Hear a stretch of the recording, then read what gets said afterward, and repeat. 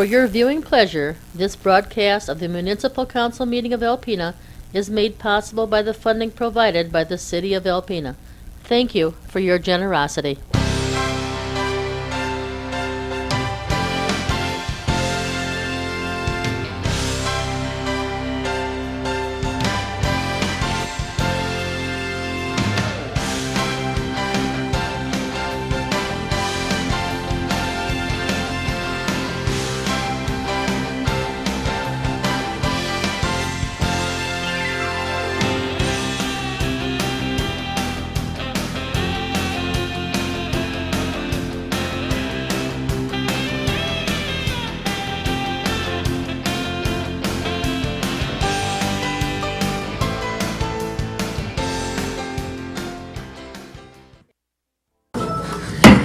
Good evening. Welcome to the Alpena City Council meeting, April 18th, 2016. Call the order, please. Johnson? Here. Nielsen? Here. Nowak? Here. Sexton? Here. Walagora? Here. Please rise for the pledge.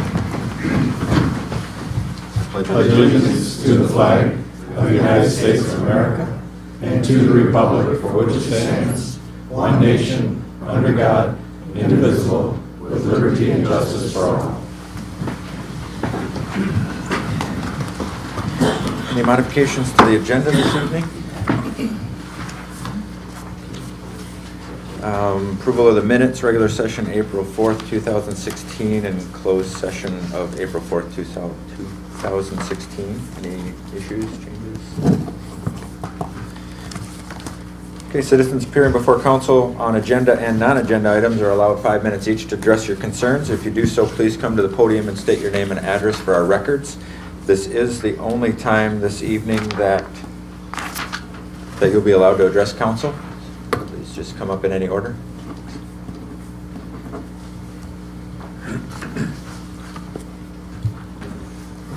Well, if somebody don't know me, I'm Bubba Delmas, and I own Bubba's Party Store on the north side.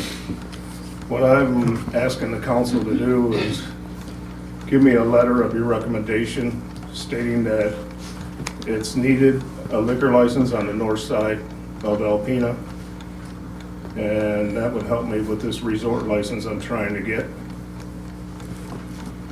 I had one in the past, so they just said it'd be better if I got the council's approval. Okay.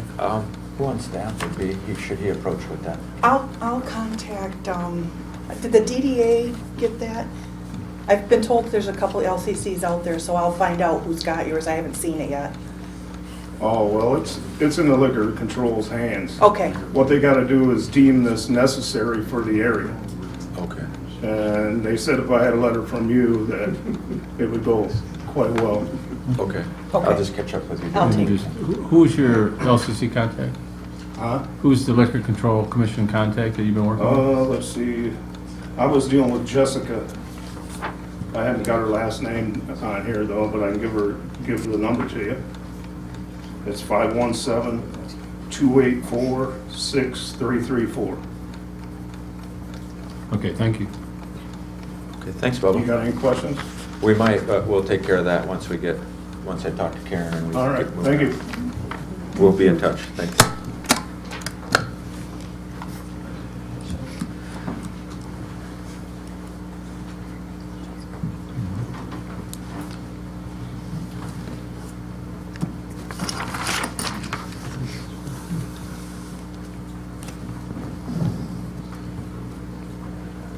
My name is Patty Thomas. I'm a resident of Alcona County, but I attended the Enbridge Line 5 meetings that were held in Alpena about 2 weeks ago, I guess now.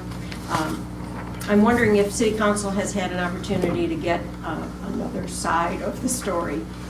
I was concerned about that presentation and that it was certainly very one-sided. I am hoping that the League of Women Voters or some organization in the area will take up a more balanced presentation. But I guess you guys are planning to discuss and maybe even vote on the issue tonight. My concerns with the whole pipeline issue, I'm concerned about the water. My husband and I retired up here about 3 years ago now. We brought all of our retirement investment money and sunk it into property on Lake Huron. Beyond that, I'm scared to death about the potential environmental issues. But I have a cousin who lives in Flint. She works for a national real estate company, and they don't even bother to go to the office anymore because all people want to talk about is what they can get from suing people that have sold them property in Flint. So it's, our water is very much a part of the backbone of any community, and up here it is our whole lifestyle, our whole economy, everything. In the presentation from Enbridge, there were 5 people there.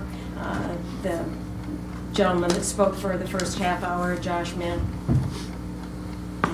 I guess was his name, told us how concerned they were about the experience that they'd had with Line 6, and that everybody on the team now wore a ring that was fashioned out of the pipeline from Line 6 to remind themselves continuously about how important this was. He forgot to wear his ring that day. After the meeting, I went up and said, "So anybody wear their ring today? Anybody remember what happened in Line 6? Nobody in that group that was there had their Line 6 ring on.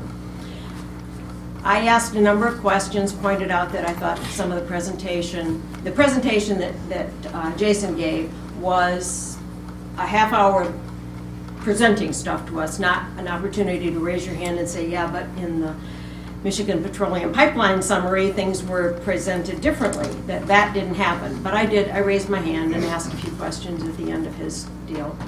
And then I left it to other people to raise any questions that they had. I had a few just basic engineering questions. They did say that all of the welds had been done on dry land. And in my little mind, I'm a nurse, I'm not an engineer, but I'm not really sure how this could have happened. So I took their brochures and got the contact number, and I called the next morning and got, of course, an answering machine. And I said, I have some engineering questions about how this was done, 1953. I'm assuming some pictures were taken or something, and I have some friends who are engineers who are interested in this. And so I left that message on the answering machine. A few hours later, I got a call back from another gentleman, Jeff Hebert, and I gave him my questions, and he said, well, I don't really have an answer to that, but by tomorrow morning, in your inbox, you will have an answer to your questions. So the next morning I got up, checked my email. In my inbox was an email from Jeff Hubbard of Fleischmann.com. So I'm thinking, geez, that's not Enbridge, that's not an engineering company I've ever heard of. So I Googled Fleischmann, and they are a PR company. They are media people. They specialize in integrated communications, special PR, marketing, paid media, transmedia, and social content. Not one word about engineering. So he did give me, some links about the North Sea. We have fresh water. The North Sea is salt water. The last time they had significant ice in the North Sea was 1963. They have had a number of, there are oil rigs in the North Sea. They've had a number of problems there. But we were told that all of the great, remarkable safety precautions they had gotten from working with people in the North Sea. It's not a comparable territory that they're dealing with.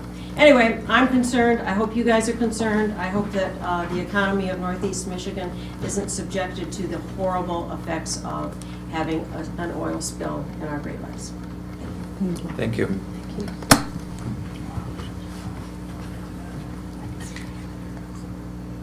Anyone else?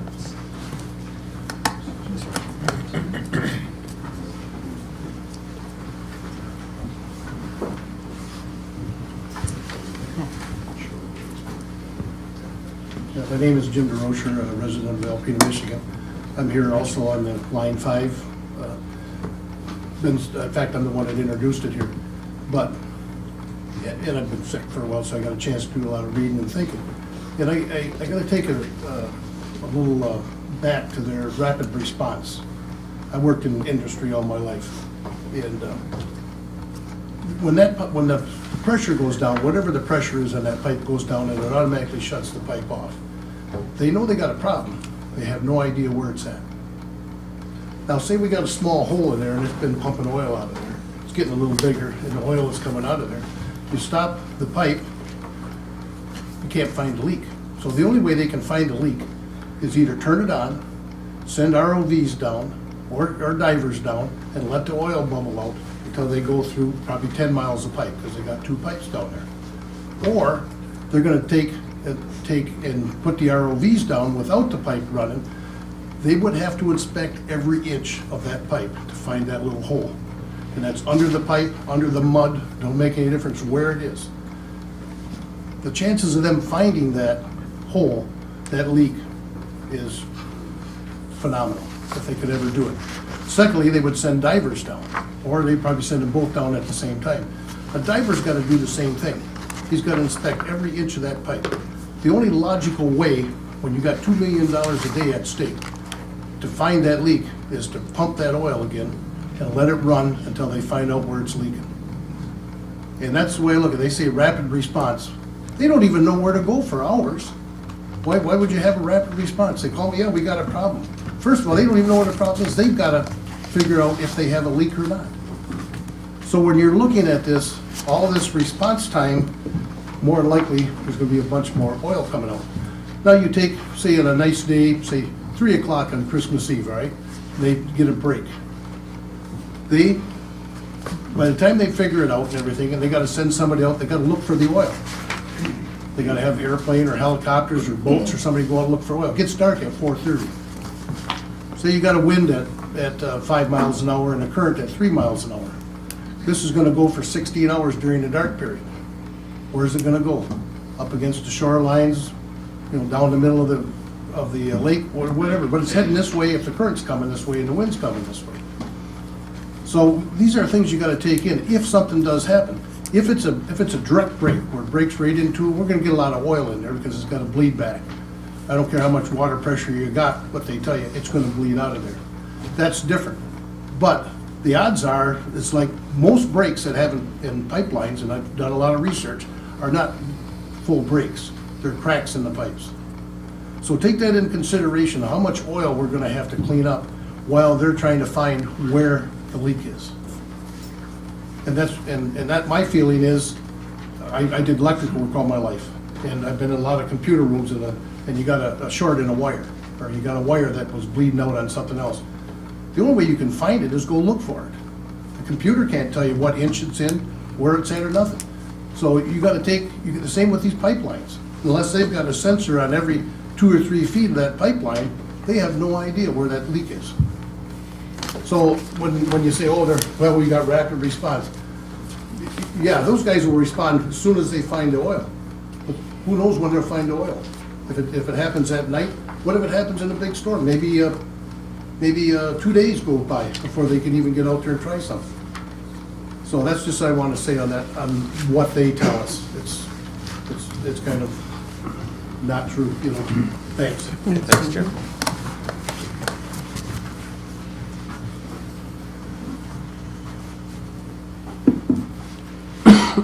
What's his last name? Anyone else? Okay, the consent agenda this evening. It's a little long, so bear with me, please. A is bills to be allowed in the amount of $321,346.76. B is the city charter reappointment of city assessor Jeff Shea, city clerk, treasurer, finance director Karen Hebert, city attorney Bill Pfeifer, and assistant city attorney Nancy Ward for 2-year terms. C is set the public hearing date of May 16, 2016 to hear the request of Eric Stewart Properties LLC to have the city vacate a portion of alley located between 9th and 10th Avenue west of Chisholm Street. D is to set a public hearing date of May 16, 2016 to hear the request of Bishop Stephen J. Raica to have the city vacate a portion of an alley located between Lockwood Street and Sable Street. And E is a 2016 permit for city 4th of July fireworks. Move we adopt the consent agenda as presented. Second. Nielsen? Yes. Noak? Yes. Sexton? Yes. Walagora? Aye. Johnson? Yes. Thank you. Thank you. Thank you. Thank you. There aren't any presentations, but I do have an announcement this evening. This is for a conversation on recycling, and I'll just read the ad. Do you have any questions about recycling in Alpena? Do you wonder what can be recycled? The League of Women Voters of Alpena County invites the public to have a conversation on recycling with a panel of experts who will share information about recycling services in Alpena County and answer audience questions. This public forum is from 7 to 9 p.m. on Monday evening, April 25th at Alpena Community College in the Granum Theater. Panel participants include Brian Burke, DEQ Recycling Specialist, Dan Mishley, Manager, Alpena Resource and Recovery Facility, Cindy Johnson, Alpena City Council, Diane Rakowski, Executive Director of NEMCOG, Robert Sprague, owner of Greenway L&N Disposal, and Pauline Buckner will be the moderator. I have a proclamation this evening as well, Arbor Day. Whereas in 1872, J. Sterling Morton proposed to the Nebraska Board of Agriculture that a special day be set aside for planting of trees, and whereas this holiday called Arbor Day was first observed with the planting of more than 1 million trees in Nebraska, and whereas Arbor Day is now observed throughout the nation and the world, and whereas trees can reduce the erosion of our precious topsoil by wind and water, cut heating and cooling costs, moderate the temperature, clean the air, produce life-giving oxygen, and provide habitat for wildlife. And whereas trees are a renewable resource giving us paper, wood for our homes, fuel for our fires, and countless other wood products. And whereas trees in our city increase property values, enhance the economic vitality of business areas, and beautify our community. And whereas trees, wherever they are planted, are a source of joy and spiritual renewal. Now, therefore, I, Matthew J. Walagora, by the virtue of authority vested in me as the mayor of the city of Alpena, do hereby proclaim April 29th, 2016 as Arbor Day in the city of Alpena. Encourage all area citizens to celebrate Arbor Day in our community and to support efforts to protect our trees. Further, I urge all citizens to plant trees to promote the well-being of this and future generations. And I asked, but I don't think anyone is here from the Arbor Foundation for that.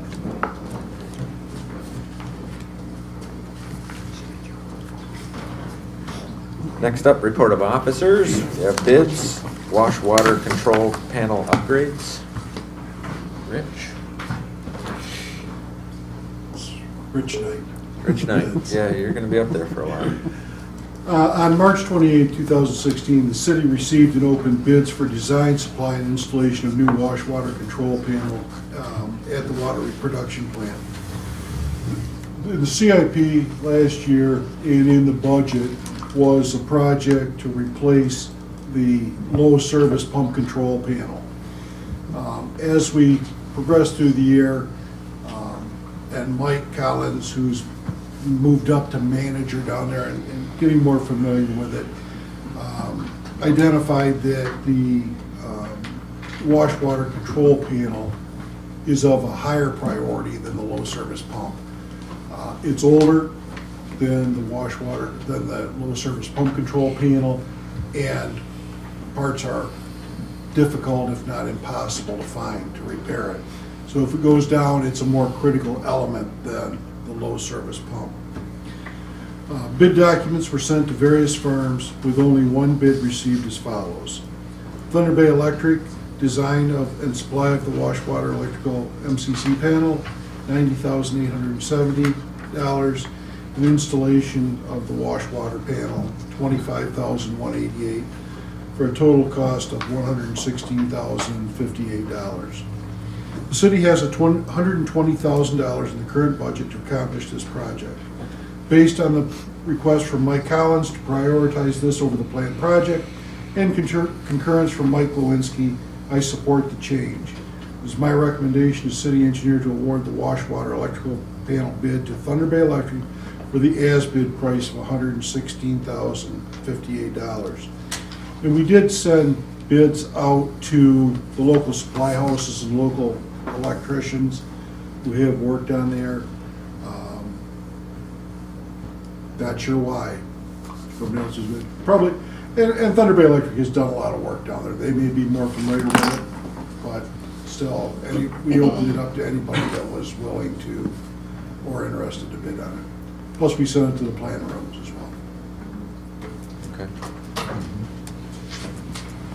I mean, is this do you know why Mike chose this project as a higher priority? I mean, is there a reason? Is there better cost savings, or is it just this piece of equipment's totally? If it goes down, we're in a lot poorer situation than if the low service pump control panel went down. This one basically allows, is the control feature for backwashing our filters. In the 120,000 that you have on here, is that the replacement? I mean, the other project's original. Do you have an estimate of what you thought this project should come in? I mean, we didn't see what you would have in the budget for this particular project. No, this would have been out in the future CIP, but we would have relied on United Water to provide a cost estimate for that. So, All right. I mean, it's a very similar panel. I think we would have been right in that same ballpark.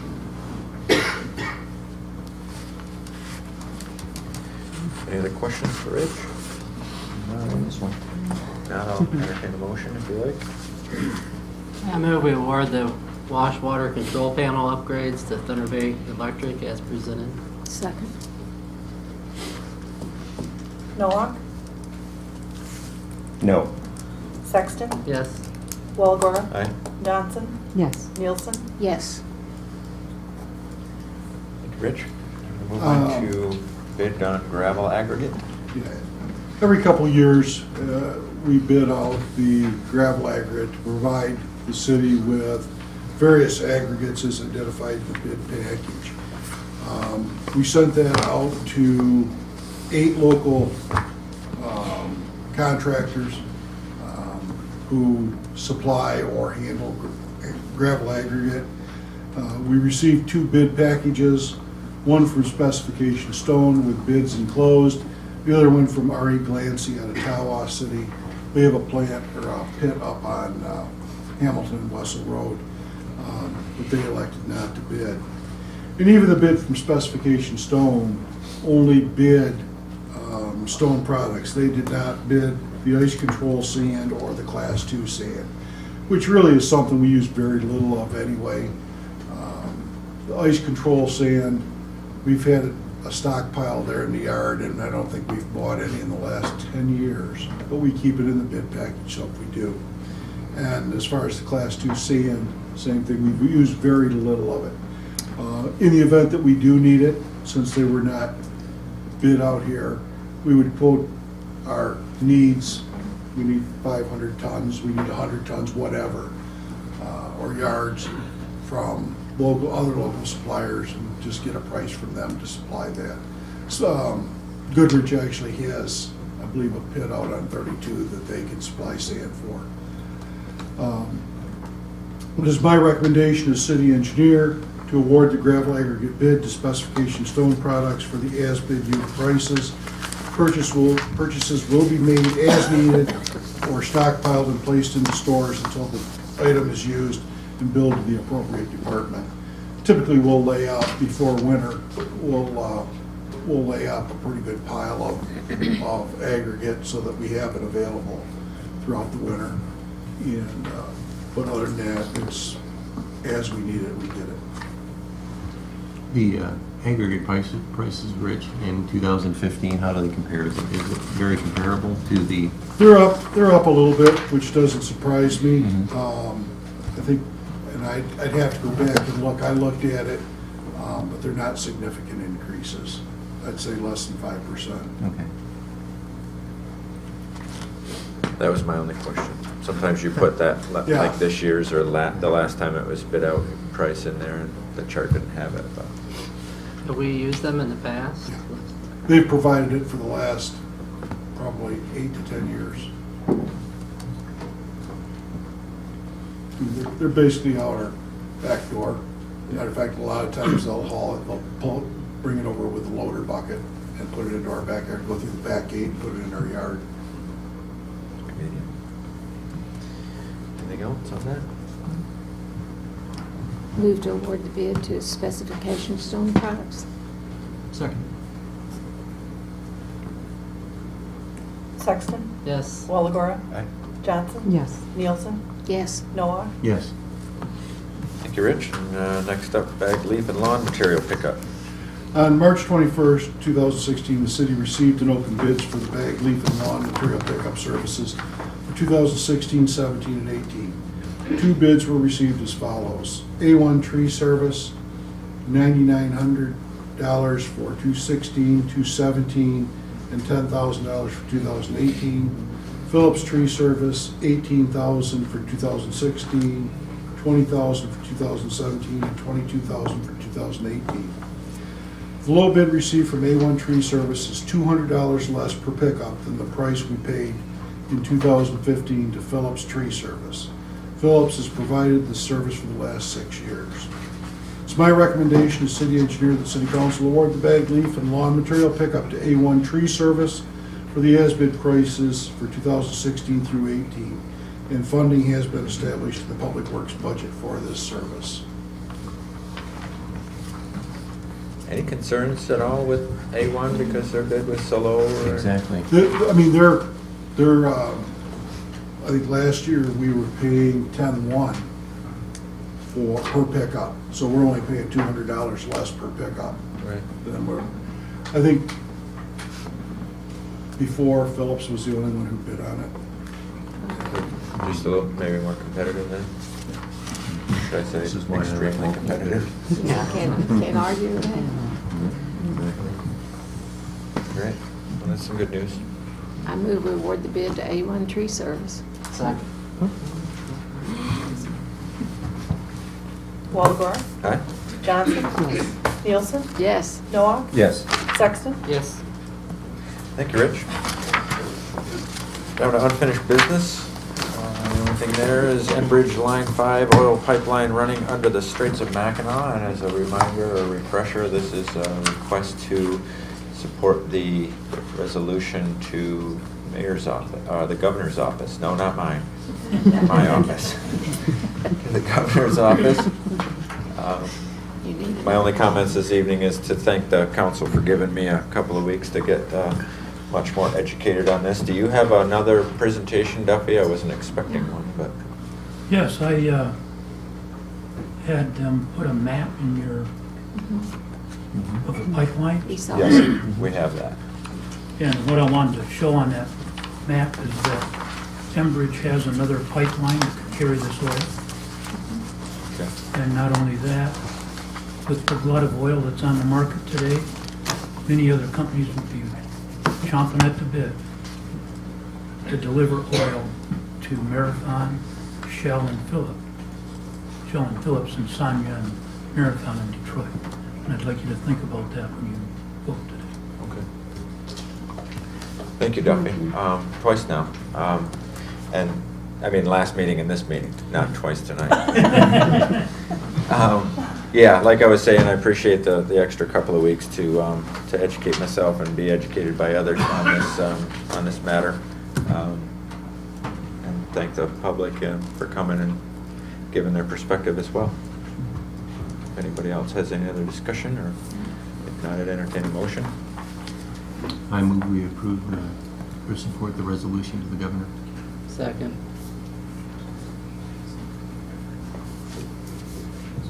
Johnson, Yes. Nielsen, Yes. Nowak, Yes. Sexton. Yes. Walagora. Yes?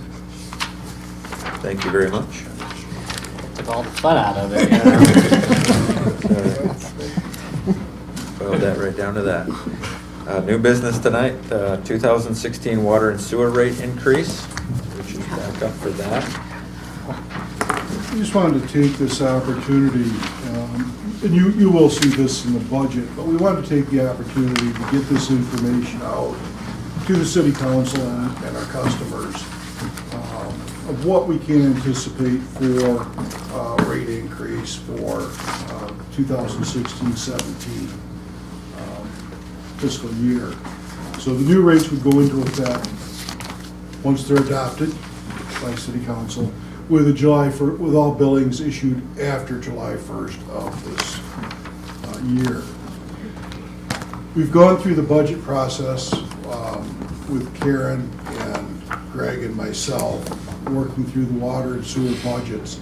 And as we finalize those, it gives us the opportunity to then take those numbers and plug them into the formula that we develop for establishing our rates.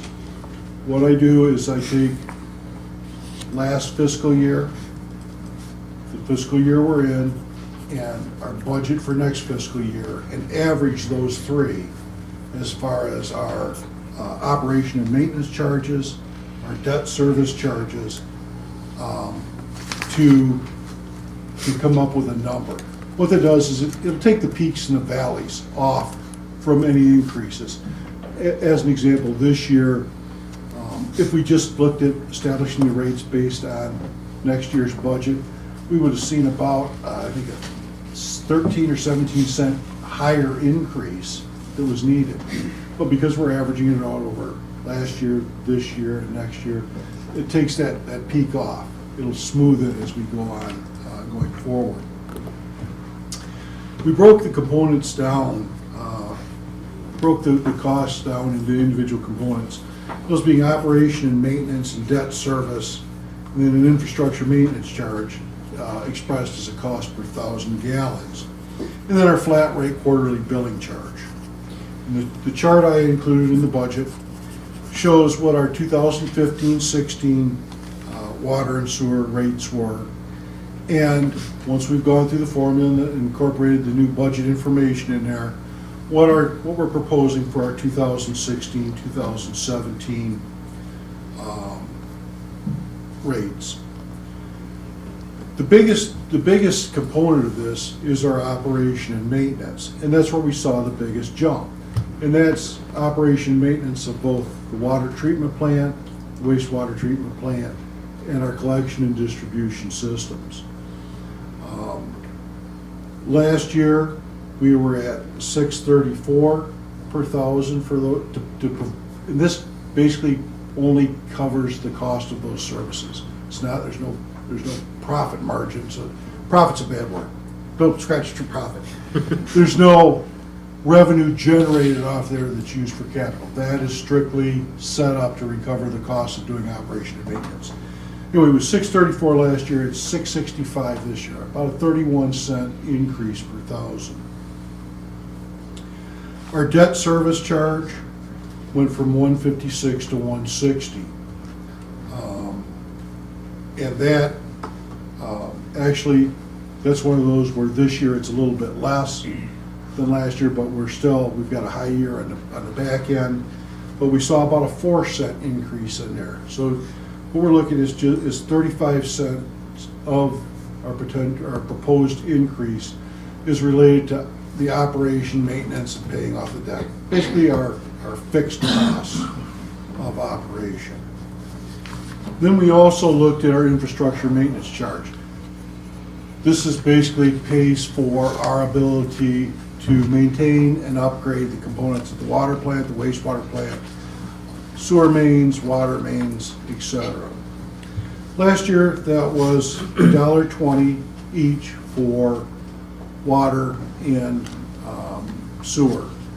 What we're proposing for this year is to take each one of those up 10 cents to $1.30. So that cost would be $2.60.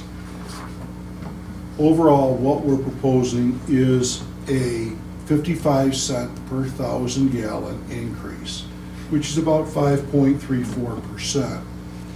But just as an example, the infrastructure maintenance charge, that 10 cents that we talked about for sewer, will generate an additional $47,000. It's not a big ticket increase for capital improvements or repairs. The water portion's about $53,000. So all total, that 20 cents per 1,000 gallons is going to generate under $100,000 additional revenue for us to be able to do sewer and water upgrades.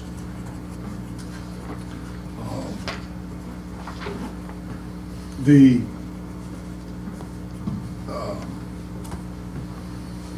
as I said before, our water treatment plant, and I've got a breakdown here that I did not provide you, but water treatment plant, our costs are gonna go up by about 11 cents. When we start combining all these, I broke them out so that we knew where those cost increases were.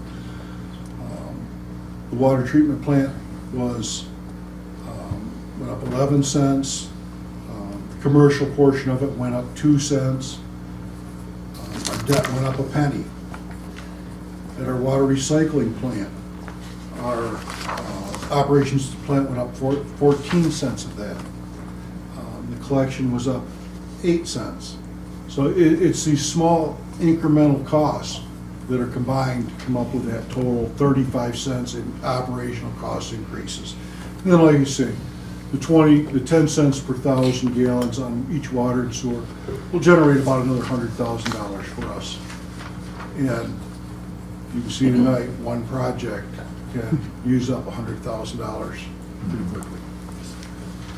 So this not requiring any action by city council tonight. This will be included in the budget and would be typically adopted and become the new rates when the budget's adopted. We wanted to get this out though, so if council had any questions, if you don't have any questions tonight, if you have questions when the budget's presented next week or anytime before it's adopted, we can certainly answer them, provide any additional information. These calculations, these are the same calculations we've used for the past 2 years since we adopted the new rate structure. We've got, they're public.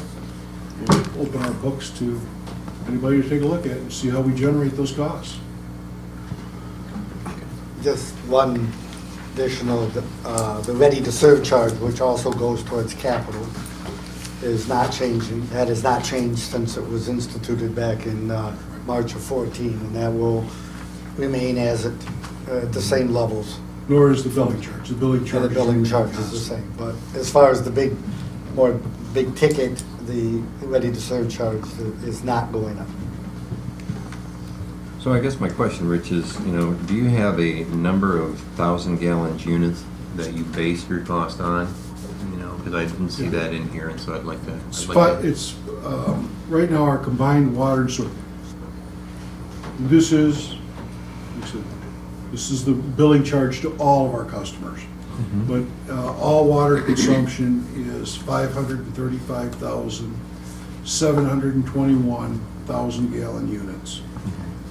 And sewer is 472,986 gallon units. You base it on the cumulative. Yes, Mike Lewinsky generates a report every year for me, gives it to me so I can update it. Now, I won't have the new numbers until after July 1, so those will be used next year in the calculation. And any information on what was the driving factor? Because obviously you've had some pretty big increases in operational expenses on both water and sewer, 11 cents per thousand based on that, and 14 cents. What was the driving factor that were really causing the cost to go up? You're looking at about 2% increase in your labor costs alone. We've seen, Karen questioned me on it extensively during the budget process. We saw a pretty big jump in our chemical costs. Okay. Any percentage on that? I don't have it right in front of me. I don't remember what it was off the top of my head. Bring it to have it for next meeting. Pardon? Have it for next meeting. Yeah, I will. All right.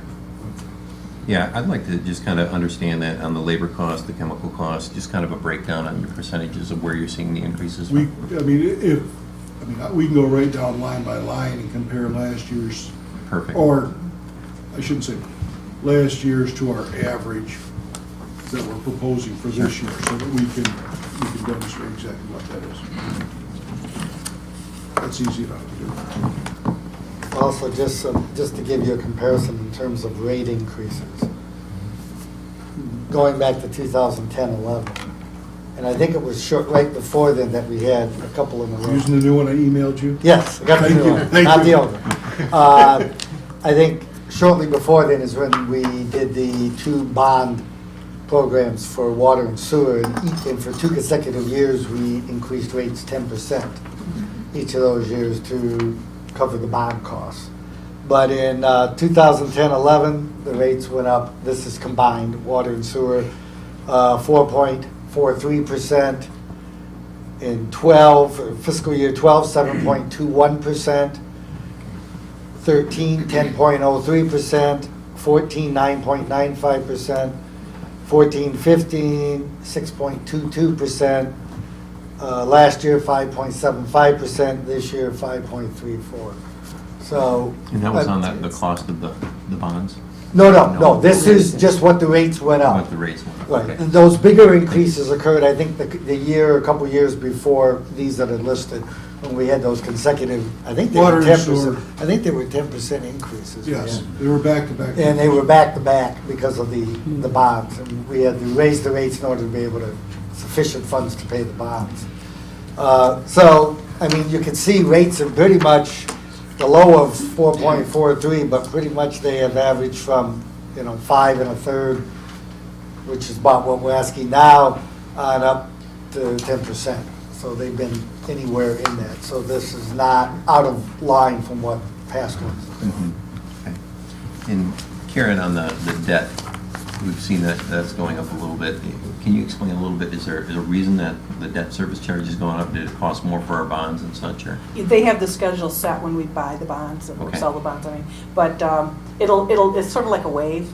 It'll start low, go up, and then it'll come back down, so you'll Okay. notice that's gonna change a little bit every year. Okay, I was just wondering. And as Rich said, actually for next year, the bond thing that went down. Yeah, But because we average it, and they were higher 3 years ago, they're gonna be a little higher there. Just like the O&M is higher in the proposed budget, but because of that averaging, what is being charged is well below that. So it's just simply a smoothing out of the cost.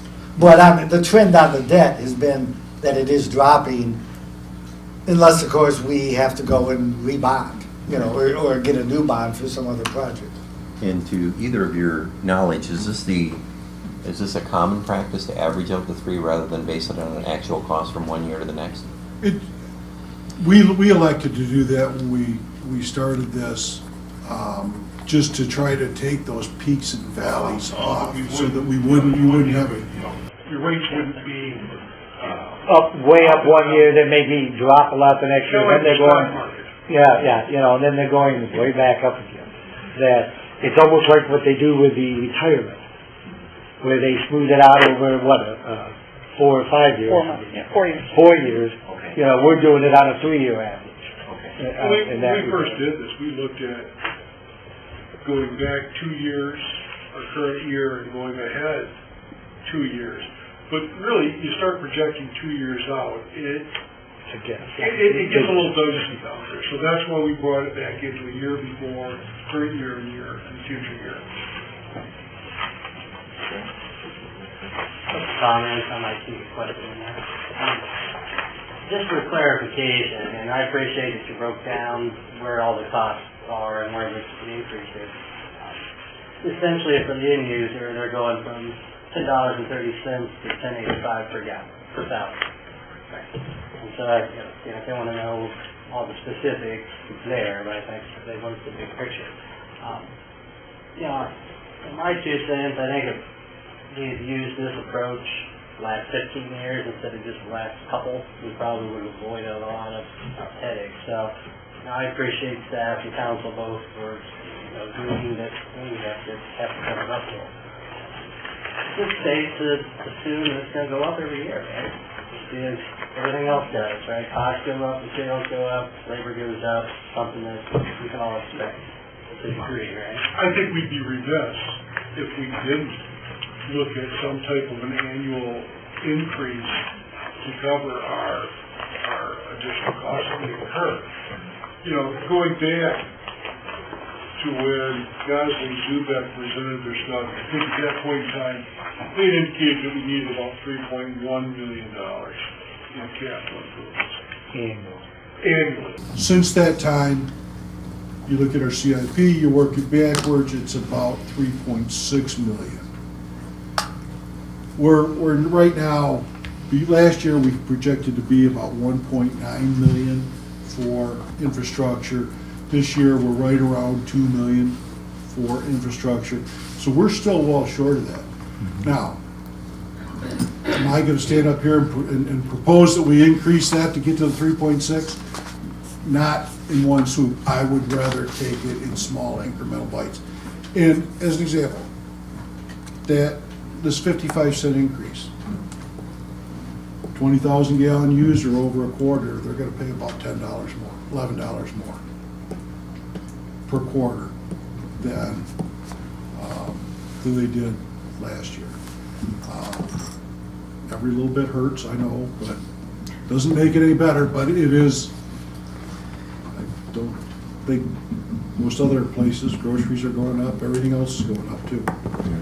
I'd have thought you'd be the one that would want it all in one fell swoop, and we I would be would, the ones that but I would also, back down. I like a short neck. How did we do that? We realize, we understand reality. Yeah, and I too understand reality as far as getting to that point one day. We have to remember that we have to get to that point one day, and it does us no service to give people the false impression, people being our residents and our end users, the false impression that this isn't going to continue. This is going to continue. And it might be by 0.34 this year, it could be closer to 8 next year or 2 years from now. So that's my perspective, and I know we're not like making a huge decision tonight, but. I think when Rich did the first calculation, without the additional 10 cents, if we had increased the capital commodity charge at the same rate, basically, of everything else, it was more of a 3.75% increase. But as we told council when we first proposed this, is that there were gonna have to be higher increases on the capital commodity end in order to begin working towards that goal. Whether we do it every year or not, don't know, but we can't go out there and wait 5 years to bump it up again, because then it's gonna be a large increase all at one time, and then that's when it really hurts, because suddenly people are going from here to here, and we do have to do it in smaller steps. I've said, I'm not sure if we're ever going to get to that 3.6 million, but we need to continue to work towards it, because it means we're able to get more projects done than we were before. You know, here we are at our current level, we're chasing the 3.6. We get to the 3.6, this is gonna be up at 4.5. Yeah, right. We're just gonna keep chasing it. It's the cost of doing business increases. Yeah, especially putting anything in the ground is exceedingly Yeah, it never goes expensive down. nowadays. You know, your cost per, they often use mile, but even if you're only going 400 feet, whatever, it's a large amount of money by the time you dig up the road, replace whatever you're doing, and then put it all back together again. I'll put some additional information together and I'll get it to Greg, and he can provide it to city council. I'll be included in the packet, whichever. The breakdown that you just gave us? Yeah. Okay, good. Thank you, That'd be sir. helpful. Could you look into the chart that says if you're Yes. 3,000 gallon user, this is what it's gonna cost? Because that's not as scary. No, we could do comparisons, last year, this year, Good. and what the changes. Need anything? Receipt file or anything at all on that? No, it's just The whole- information. just- It'll be in the budget that you Great. get before the next meeting. Okay. Thank you, Rich. Call the forewarning more than Yes. information. We didn't want it to come along with everything else. That's all I have on my sheet. Move we adjourn to closed session. To discuss the activities that To do what Greg said. Discuss pending litigation. Nielsen? Yes. Nowak? Yes. Sexton? Yep. Walagora? Aye. Johnson? Yes. You are watching All About Alpena.